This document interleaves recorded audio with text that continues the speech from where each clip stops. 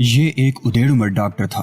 اپنے ہم عمروں کے مقابلے میں اس کی صحت اچھی تھی۔ اس نے مجھے کھڑکی سے یوں اندر آتے دیکھا تو ہڑبڑا کر کھڑا ہو گیا۔ اس کی ٹھوڑی، کانوں اور ماتھے پر ابھی تک صابن کی سفیدی نظر آ رہی تھی۔ اس نے منہ سے کوئی آواز نکالنا چاہی لیکن میں نے اسے اس کا موقع نہ دیا۔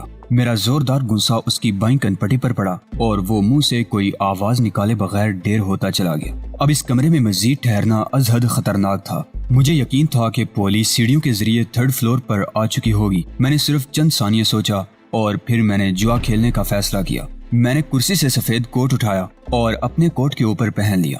ہیٹ کو اپنے سر پر اس قدر مضبوطی سے ٹکایا کہ میرے کان چھپ گئے تھے۔ نظر کا چشمہ اپنی آنکھوں پر فٹ کیا۔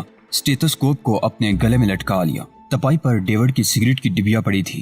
میں نے ایک سگریٹ سلگا کر اپنے ہاتھ کی مٹھی سی بنائی اور سگریٹ کو اس مٹھی میں اڑس لیا۔ اور پھر جب میں کمرے سے باہر نکلا تو میری چال میں ایک وقار تھا، خود اعتمادی تھی۔ جب میں راہداری میں 40 فٹ کے قریب فاصلہ طے کر چکا تو مجھ سے چند قدم آگے ایک کمرے سے ایک لیڈی ڈاکٹر نکلی اور وہ مجھے دیکھے بغیر میرے آگے آگے چلنے لگی۔ میرا دل اچھل کر حلق میں آنے لگا۔ عقب میں دیکھنے والی اس کی ایک نظر میرا بانڈا پھوڑ سکتی تھی۔ میں نے اپنے قدموں سے پیدا ہونے والی آہٹ کو بالکل معدوم کر دیا۔ اسی آن میں نے سامنے سے آتے ہوئے 2 پولیس مین دیکھے۔ ان کے چہرے مہرے سے بدحواسی ٹپک رہی تھی۔ میرے مساموں پر پسینہ جمنے لگا اور میرا دل بری طرح دھڑکنے لگا۔ میں نے اپنی چال میں خود اعتمادی کا عنصر ناپید نہ ہونے دیا۔ انہوں نے میرے آگے جانے والی لیڈی ڈاکٹر کو ٹھہرا کر اس سے کچھ پوچھا۔ میں چند قدم پیچھے تھا۔ لیڈی ڈاکٹر پولیس کی باتیں سننے میں مگن ہو گئی۔ میں نے ایک ہاتھ بدستور منہ پر رکھا اور دھوئیں کا ایک گہرا مرغولہ نکالا۔ ساتھ ہی دوسرے ہاتھ سے ایک پولیس مین کو دوسری طرف ہٹا کر راستہ بناتے ہوئے آگے بڑھ گیا۔ اب مجھے کچھ علم نہیں تھا کہ میرے عقب میں کیا ہو رہا ہے۔ میں خود اعتمادی کی باوقار چال چلتا ہوا آگے ہی آگے بڑھتا گیا۔ میں اپنے عقب میں دیکھنا بھی نہیں چاہتا تھا۔ کوریڈور کے دوسرے سرے پر بالکل مخالف سمت میں گھومتی ہوئی سیڑھیاں جا رہی تھی۔ میں نے پہلی سیڑھی پر قدم رکھ کر اپنے سر کو اٹھایا۔ مجھے پہلی بار محسوس ہوا جیسے میرے پھیپھڑوں میں تازہ ہوا کی آمد و رفت ہو گئی ہے۔ چہرے پر جمی ہوئی نمی ہوا کے ٹکرانے سے فرت بخش عمل کے ساتھ ناپید ہونے لگی۔ ضرورت سے زیادہ ناپید ہونے کا موقع نہیں تھا۔ میں تیزی سے چلتا ہوا اسپتال کی مین عمارت سے باہر آنے لگا۔ راہداری میں ایمرجنسی وارڈ سے بہت دور نکل گیا تھا۔ عمارت سے نکل کر میں مین گیٹ کی طرف بڑھنے لگا اور یہ دیکھ کر دنگ رہ گیا کہ پولیس یہاں پر کافی تعداد میں ہے۔ ایک بار پھر میرا دل ہول کھانے لگا۔ غالباً ہسپتال کو گھیرے میں لے لیا گیا تھا کہ یہ آفت اس وقت نہیں ٹوٹی تھی جبکہ جین میرے ہاتھوں میں تھی، ورنہ اس بیچاری کے ہوش میں آتے ہی اس سے پوچھ گچھ شروع ہو چکی ہوتی۔ لیکن اب سرے دست مسئلہ بحفاظت ہسپتال سے نکلنے کا تھا۔ میں ابھی چند قدم ہی چلا تھا کہ اچانک میرے پاؤں کے نیچے سے زمین نکل گئی اور مجھے یوں لگا جیسے میں خلا میں چل رہا ہوں۔ اپنے ہر قدم مجھے ہوا میں چلتے ہوئے محسوس ہونے لگے۔ وہی ادھیڑ عمر ڈاکٹر بنیان پہنے پولیس کے ساتھ چلڈرن وارڈ کے گیٹ سے باہر نکل رہا تھا۔ ان کے ہمراہ چند ایک لوگ اور بھی تھے۔ چند ثانیے کے لیے میرا دماغ گھوم کر رہ گیا۔ ڈاکٹر کی نظریں چاروں طرف دیکھنے کے لیے ایک سرکل پورا کر رہی تھی اور میں اس سرکل کے رینج میں تھا۔ اس سے قبل کہ اس کی نظر مجھ پر پڑتی میں نے لمبے لمبے ڈگ بھرے اور ایک موڑ مڑ گیا۔ یہ موڑ اب مجھے باہر سڑک پر لے جانے کی بجائے وسطی پارک میں لے جا رہا تھا۔ ناگا مجھے سامنے سے دوائیوں کی ایک وین آتی دکھائی دی۔ ڈرائیونگ سیٹ پر فقط ڈرائیور بیٹھا ہوا تھا۔ میں نے ہاتھ کے اشارے سے اسے روکا۔ فرنٹ گیٹ کھول کر اس کے ساتھ ہی بیٹھ گیا۔ یہ وین ہسپتال سے باہر جا رہی تھی۔ ڈرائیور مؤدب ہو کر وین چلانے لگا۔ کہاں جا رہے ہو؟ سر، میں ساوت ویر کی جا رہا ہوں۔ نیو کراس کی طرف سے جاؤ گے یا کنگٹن کی طرف سے؟ فاصلہ تو دونوں طرف سے برابر پڑتا ہے، جدھر سے آپ کہیں گے چلا چلوں گا۔ تو پھر کنگسٹن کی طرف سے چلو، وہاں مجھے تھوڑا سا کام ہے۔ اوکے سر، ڈرائیور نے کہا اور پھر توجہ ڈرائیونگ پر مرکوز کر دی۔ وین اسپتال سے باہر نکلی تو سامنے کوئنز روڈ تھا۔ یہ روڈ دائیں طرف نیو کراس کی طرف جاتا تھا اور بائیں طرف کنگسٹن کی طرف۔ ڈرائیور نے وین کو بائیں طرف موڑ دیا۔ کنگسٹن میں مختلف اطراف سے 5 سڑکیں آ کر ملتی تھی اور یہ شہر کا پر رونق علاقہ تھا۔ ڈرائیور وین کو کافی آہستہ رفتار سے چلا رہا تھا، جبکہ میری خواہش تھی کہ میں جلد از جلد ہسپتال سے باہر نکل جاؤں، لیکن میں نے ڈرائیور سے اس کا اظہار مناسب نہ سمجھا۔ میں اس کو شک میں ڈال کر کوئی خطرہ مول لینے کو تیار نہیں تھا۔ ہسپتال میں آج شاید کوئی اشتہاری مجرم گھس آیا تھا۔ ڈرائیور نے اچانک زبان کھولی اور کپ کپا کر رہ گیا۔ میں اس وقت وسطی پارک کے کنارے وین ہی میں بیٹھا تھا کہ وہ رقیب اجل مجھے 3rd فلور کی کارنس پر لٹکتا ہوا دکھائی دیا۔ اس کو پکڑنے کے لیے بھی پولیس موجود تھی۔ غالباً ابھی وہ ہسپتال ہی میں ہے۔ پولیس کافی مستعد نظر آ رہی ہے۔ لندن میں جرائم کی بیخ کنی تو ناممکن ہوتی جا رہی ہے، میں نے کٹر لہجے میں کہا۔ کل یہاں لندن میں جرائم پر قابو پانے کے لیے عالمی سطح کا ایک اجلاس ہوا تھا، لیکن لگتا ہے چراغ تلے اندھیرا ہی رہے گا۔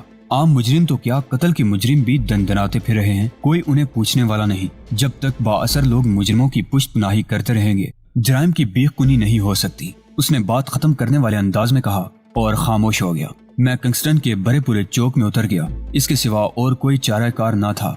मेरे सामने कोई मंजिल तो थी नहीं। लंदन छोड़ना मुझे पसंद ना था। मुझे जेन की खैरियत का पता भी चलाना था और अभी आयशा से मुलाकात भी बाकी थी। जेन का जिंदा रहना मेरे लिए बेहद जरूरी था। वो मुझे अभी बहुत कुछ बता सकती थी। चौक के साथ ही दरिया टीम्स की तरफ जाने वाले वेस्ट हॉल की तरफ एक जेरे जमीन पब था, जहाँ मैं कभी कभार मशरूब पीने आया करता था। वेस्ट हॉल आगे सीधा वेस्ट मिनिस्टर की तरफ निकल जाता था। मुझे अच्छी तरह इल्म था कि ये पब की सर्विस का वक्त नहीं है और पब इस वक्त बिल्कुल खाली होगा। ताहम मैं पब में दाखिल हो गया। पब सिर्फ एक ही हॉल पर मुश्तमिल था। उसी हॉल में काउंटर भी था, बर्तन धोने का इंतजाम भी था और एक तरफ 2 बाथरूम्स भी बने हुए थे। ताहम ये एक बहुत साफ सुथरा पब था और इसमें एक बार आने के बाद दूसरी बार आने को जी चाहता था। पब उस वक्त वाकई खाली पड़ा था। एक कोने में एक लड़का टब के पास बैठकर बोतलें और गिलास धोने में मशगूल था। अगरचे उस लड़के की मेरी तरफ पुश थी, ताहम मेरे कदमों की आहट पाकर उसने अपने सर को घुमाकर देखा। सॉरी सर, सर्विस 7 बजे के बाद शुरू होगी। इसके बावजूद क्या तुम मुझे बैठने के लिए नहीं कहोगे?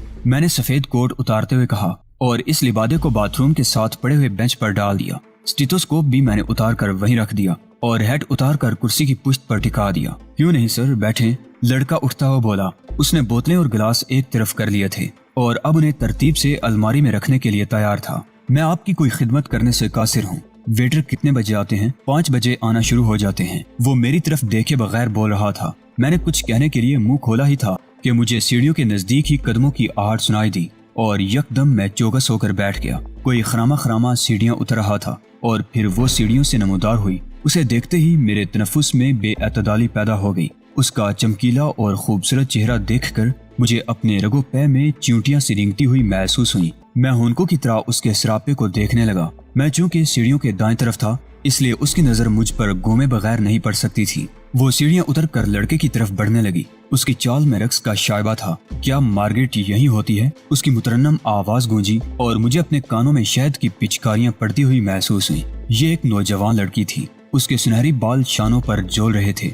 लड़के से मार्गरेट के बारे में पूछने के बाद वो एक टांग पर बोझ डालकर खड़ी हो गई और एक बाजू को कूल्हे पर रखकर सर को टेढ़ा कर लिया। जी हाँ, यही होती है, लेकिन वो 6 बजे आएंगी। ओहो, ये तो बहुत बुरा हुआ। हम तो कल जर्मनी चले जाएंगे और उससे मेरी मुलाकात बहुत जरूरी है। तुम्हें उसकी रिहाइश गाह का इल्म है? जी हाँ, वो वेस्ट मिनिस्टर में रहती है। लेकिन वेस्ट मिनिस्टर में कहाँ पर? 17 डाउन। वो मुंह ही मुंह में बुड़बुड़ाई और वापस जाने के लिए मुड़ी। यही वो लम्हा था जब वो घूमी और उसकी नजर मुझ पर पड़ी। वो ठिठकी और रुक गई। अब वो मुझे बड़े गौर से देख रही थी। उसकी नीली नीली आंखों में अजीब सी चमक थी। उसका बावकार चेहरा खामोश था, लेकिन उसकी आंखों की चमक से मैं सब कुछ समझ चुका था। कम उम्र की वजह से उसके चेहरे का भूलपन अभी तक नापैद नहीं हुआ था। चेहरे पर मासूमियत और वक़ार के साथ आंखों की ये चमक उसकी शख्सियत को खासा सहरखेज बना रही थी। मैं मबहूत होकर उसकी आंखों में देखने लगा। मुझे देखने के बाद वो आहिस्ता आहिस्ता मेरी तरफ बढ़ने लगी। क्या आप इंडियन हैं? जी नहीं, पाकिस्तानी हूँ। आपका नाम? तौकीर। मुझे जरीली कहते हैं। मैं कल ही अमेरिका से यहाँ आई हूँ। मेरे साथ मेरे डैडी भी हैं। वो लंदन में अक्सर कारोबारी सिलसिले में आते हैं, लेकिन मैं बहुत कम आती हूँ। पिछली मर्तबा जब मैं आई थी तो इस पब की लैंडलॉर्ड मार्गरेट से मेरी दोस्ती हो गई थी। हम कल जर्मनी जा रहे थे। मैंने सोचा कि मार्गरेट से मिल लूं, लेकिन अफसोस कि मुलाकात ना हो सकी। आप यहाँ लंदन में क्या करते हैं? वो जब तक बोलती रही मैं उसके हिलते हुए होंठों को देखता रहा। उसके बोलने की वजह से उसके जिस्म में पैदा होने वाले इर्तियाज से मेरे जहन पर नामालूम सा गुब्बार छाता जा रहा था। जब वो बोलकर खामोश हो गई तो मुझे एहसास हुआ कि उसने मुझसे कुछ पूछा है। मैंने जहन पर जोर देकर याद करने की कोशिश की कि उसने मुझसे क्या पूछा है, लेकिन मुझे याद ना आया। अपने क्या पूछा है मैंने दरियाफ्त किया। वो कुछ देर तो खामोशी से मुझे देखती रही, गालिबन मेरी हालत से महजूज हो रही थी, और फिर एक दिल खुशकुन कहकहा पब के हाल में गूंजने लगा और मेरे जिस्म का हर खुलिया मुस्तरिब हो गया। कहका लगाने से उसका पूरे का पूरा जिस्म नाजुक मुर्ताश हो गया था और मुझे हर आन यूं लग रहा था जैसे इर्तियाज की वजह से अभी उसका जिस्म बिखर जाएगा। मैंने पूछा है, आप लंदन में क्या करते हैं? क्या आपके मम्मी डैडी इधर ही रहते हैं? मैं लंदन में तालीम हासिल कर रहा हूँ। क्या अकेले यहाँ आए हैं? हाँ, सीनियर कैम्ब्रिज का इम्तिहान पास कर चुका हूँ। और आप क्या करती हैं? अदाकारी।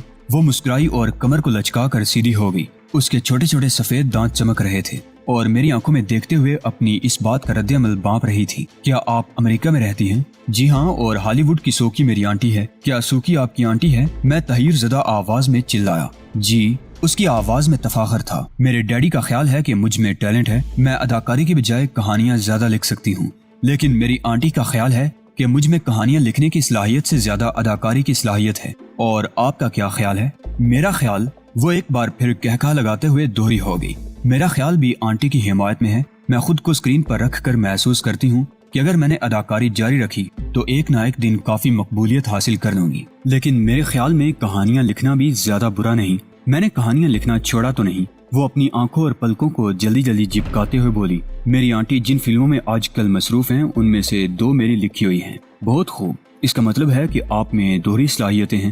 میں نے اس کو داد بھری نظروں سے دیکھتے ہوئے کہا، اور وہ تحسین آمیز انداز میں مجھے تکنے لگی۔ میرے منہ سے اپنی تعریف سن کر اس کے ہونٹوں پر مسکراہٹ بکھر گئی۔ اس کی نیلی نیلی آنکھیں میرے وجود کو بے وجود کرنے لگی۔ اس کے شفاف چہرہ، لمبی گردن، گلابی رنگت اور نیلی آنکھوں کے اوپر چھائے ہوئے ابرو میرے حواس پر قابض ہونے لگے۔ کیا آپ ویسٹ منسٹر تک میرے ساتھ چلیں گے؟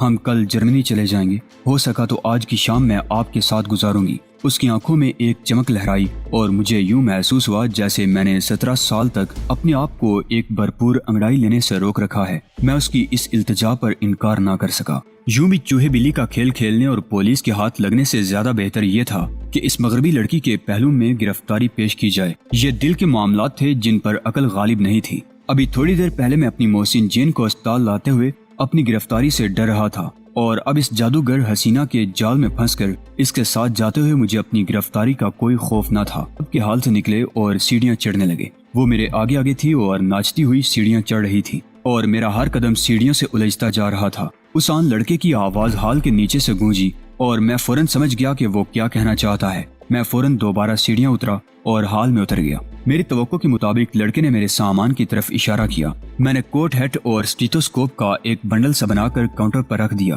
اور لڑکے سے کہا کہ میں جلد ہی اس کو واپس لینے آؤں گا۔ لڑکے کو مطمئن کرنے کے بعد میں دوبارہ سیڑھیاں چڑھ کر سڑک پر آ گیا اور ادھر ادھر دیکھنے لگا، لیکن وہ امریکن حور شمائل کہیں موجود نہ تھی۔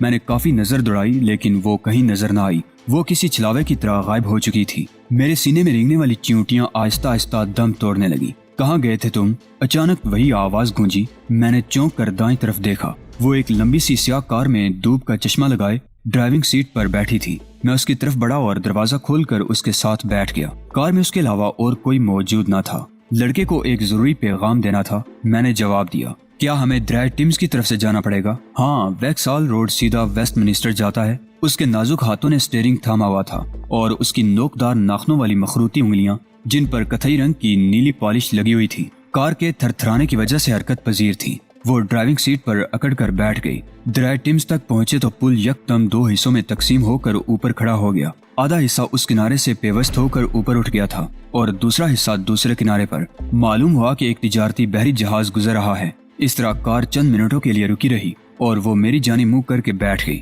مجھے اچھی طرح معلوم تھا کہ وہ سیاہ شیشوں کے عقب سے مجھے ہی دیکھ رہی ہے۔ میں نے اس کی طرف دیکھا تو وہ مسکرائی اور اینک اتار کر ہاتھ میں پکڑ لی۔ 17 ڈاؤن ویسٹ منسٹر میں مارگریٹ سے ملاقات ہوئی۔ یہ ایک 20-25 سال کی انگریز لڑکی تھی۔ اس نے ہم دونوں کو بڑے تپاک سے بٹھایا اور ہمیں ایک ایک مشروب پیش کیا۔ کافی دیر تک یہ دونوں آپس میں خوش گپیاں کرتی رہیں اور میں بھی ان کی گفتگو میں حصہ لیتا رہا۔ جب ہم اٹھے تو شام ہو رہی تھی۔ اس نے مارگریٹ کو رات کے کھانے پر دعوت دی۔ جبریلی کے بقول وہ اپنے ڈیڈی کے ہمراہ انٹرکون میں ٹھہری ہوئی تھی۔ میرے اور مارگریٹ کے رات کے کھانے کا انتظام اس کو ہوٹل میں کرنا تھا۔ جبریلی نے آتے ہوئے مارگریٹ کے بھائی کو پیار کیا۔ اس کی عمر 10-11 سال تھی اور مارگریٹ اپنے اس بھائی سے بہت محبت کرتی تھی۔ اس کے بعد ہم انٹرکون چلے گئے۔ کمرے میں اس کا ڈیڈی موجود نہیں تھا۔ جبریلی نے گرم گرم کافی منگوائی۔ کیونکہ اب خنکی بڑھ رہی تھی اس لیے اس نے اپنے جسم پر شال ڈال رکھی تھی۔ اب ہم کافی کی چسکیاں لیتے ہوئے باتیں کر رہے تھے کہ 2 اشخاص کمرے میں داخل ہوئے۔ کمرہ کافی لمبا چوڑا تھا اور 2 بیڈ ایک دوسرے سے کافی دور ہٹا کر رکھے گئے تھے۔ ایک بیڈ پر ہم بیٹھے تھے، دوسرے بیڈ کے دوسری طرف صوفے پڑے تھے۔ دونوں اشخاص جن کا موڈ آف تھا صوفوں پر ڈھیر ہو گئے۔ یوں لگتا تھا جیسے ان کو ارد گرد کی کوئی ہوش نہیں ہے۔ ان کی سرسری نگاہ بھی ہم پر نہ پڑی۔ تم بتاؤ میں اس کتے کے بچے کو کیا جواب دوں؟